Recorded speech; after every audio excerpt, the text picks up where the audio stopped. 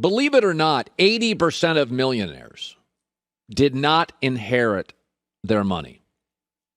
No, they earned it. Middle class or below. I know you don't want to hear that, right? I'm not rich because my parents didn't give me a lot of money. 80% of millionaires did not inherit it. What they have is really good habits. They're people that always bargain shop. Even when they get rich, they bargain shop. And some people will fall into money early in their life.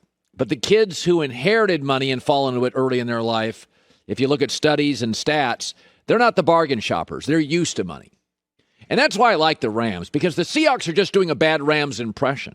The Rams are in glitzy Los Angeles, but they do a great job bargain shopping. Sony Michel, they got him for nothing. It's like a rental. OBJ's a rental. All they had to give up for Von Miller was a couple of draft picks. They do a really good job. What they really do is they draft well. And so it's funny, Seahawks fans I'm from the Pacific Northwest, they can yell about the officials last night. There were 2 bad calls against Seattle. But you know who doesn't get on that plane flying back to Seattle? Referees. So you can't control them. Your cruddy offense, which has been broken now for a couple of years, that gets on the flight home to Seattle. That's your responsibility. Officials are the league's responsibility. Your offense is yours. And in a division with Kyle Shanahan, Sean McVay, and Cliff Kingsbury, you have an outdated offense, a 70-year-old coach, a defensive-leaning guy, and the Seahawks are officially broken. Is it Pete Carroll's fault?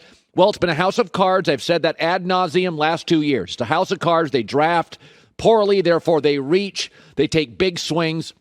But Seattle reminds me of the person that got rich early in their life. They blew a lot of that money. They're trying to maintain their lifestyle, so they take some big financial risks to maintain their lifestyle, and they miss on most of them, and they never fully reassess their financial reality, and now they have aging assets, an old home, and bad real estate. By the way, they give up all their first-round picks, but so do the Rams. But the difference is the Rams are great bargain shoppers. OBJ and Sony Michel and Von Miller cost you nothing. The Rams draft better than the Seahawks. 14 of their 22 starters, many of them high-end starters, they drafted. And when Seattle goes out and takes a big swing, they get a box safety for 2 first-round picks and a third who's never healthy. When the Rams go out for a big swing, they get Jalen Ramsey, the first or second best corner in the league, and Matt Stafford, who's top 5 in MVP. So Seattle's just doing a lousy Rams impression. The glitzy Los Angeles football team works harder, drafts better, bargain shops better, and when they do take a big swing, they go get a star. Andrew Whitworth and Matt Stafford and Jalen Ramsey, and they did draft Aaron Donald. And so Seattle's a house of cards. They've had to reach, and they've whiffed, and they had all this early success, and they blew that Super Bowl, right? They had it there, and they blew it, and they didn't pay attention, and they haven't drafted well. I mean, if you go to their last 4 or 5 drafts, I mean, the only people that are any good is a punter and somebody connected to Russell Wilson. And so when the Rams go for a big trade, it's not to compensate for mistakes and a lifestyle they can't live up to. It's to add to a really smart, savvy, shrewd culture. When the Seahawks go big on Jamal Adams, it's to compensate because they whiffed on defensive line picks, they don't have a pass rush, and they're trying to engineer it. And Carlos Dunlap, by the way, it's not like everything Seattle does doesn't work. Carlos Dunlap had a great night last night. But there is a big difference. Not all purchases are the same. You can buy a car, I can buy land. Mine is not a declining asset. You can give up your first picks. The Rams give up their first-round picks, but they get Matt Stafford for it and Jalen Ramsey for it, and they get great compensation for it. And the Seahawks get a box safety who's never healthy and kind of feels a little bit outdated because he can't really cover sideline to sideline, though he is a great talent, Jamal Adams. So Seattle's exactly where they should be. They have earned every bit of this 5-9 record. They can complain about the officials. And yes, there were a couple of blown calls. But they don't get on the plane home with you. Your offense does. It is outdated, broken. Blame who you want. All right, let's shift to the other game that people on the West Coast didn't see, people on the East Coast did. Philadelphia beat Washington, and I would say the Eagles are the ugliest, pretty good team in the league. They have a way of playing that's not always pretty in the first half, is that they wear you down. The Eagles have 14 second-half rushing touchdowns and 7 first-half rushing touchdowns. So they're twice as effective getting the ball in the end zone rushing in the second half than first half, and that's what happens when you have a good run game, time of possession, you wear people down. They are a wildly productive run team. I get the skeptics on Jalen Hurts. Totally get it. Who have they beaten? The Falcons, Carolina, Detroit, the Jets, Washington, New Orleans, and they got a big one over Denver. Who have they lost to? Kansas City, Tampa, Dallas, San Francisco, the Chargers. So there's a pretty clear line here with Philadelphia. They can't beat good teams. They beat bad teams. And there's about, 8 to 10 bad teams in the NFL. I don't know, I really don't, if Jalen Hurts is going to work. Kyler Murray, smaller, has been hurt last couple of years. Jalen Hurts is smaller, not nearly as good a passer as Kyler. He's been hurt this year. But I will say this, my rule has always been in the NFL, if you're not a great team, be great at something. And they are. They're a great, productive run team. And by the way, in college football, everybody argues for non-Power 5 Cincinnati to get in.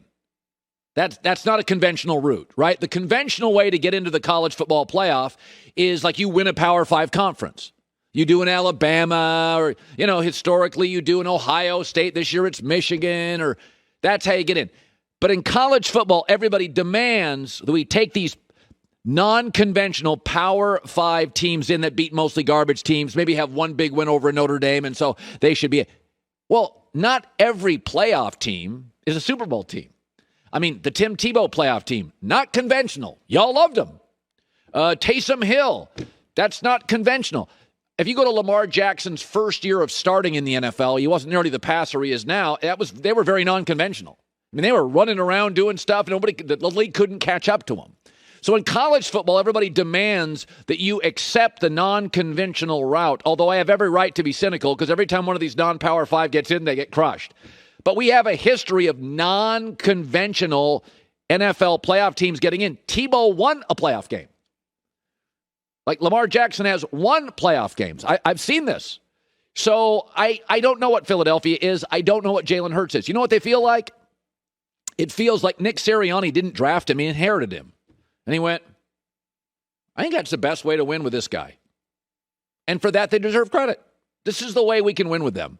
Here's what he's really good at. Moving, running. He's not a great deep ball thrower. It's not what he does. But I'm going to take my players, what do they do well, and I'm just going to lean right into it. I got no problem with a team like that making the playoffs. I don't want 14 teams like that making the playoffs. But we don't have 14 teams like that making the playoffs. Philadelphia is the ugliest, most unconventional potential playoff team. And they do, I will say this, they feel like a playoff team to me. I don't know if Jalen Hurts is going to work, but when I watch them, if you're not great, be great at something. And they are. And again, last night, it's ugly. I go to the internet. Jalen Hurts can't do this, and Jalen Hurts can't do that.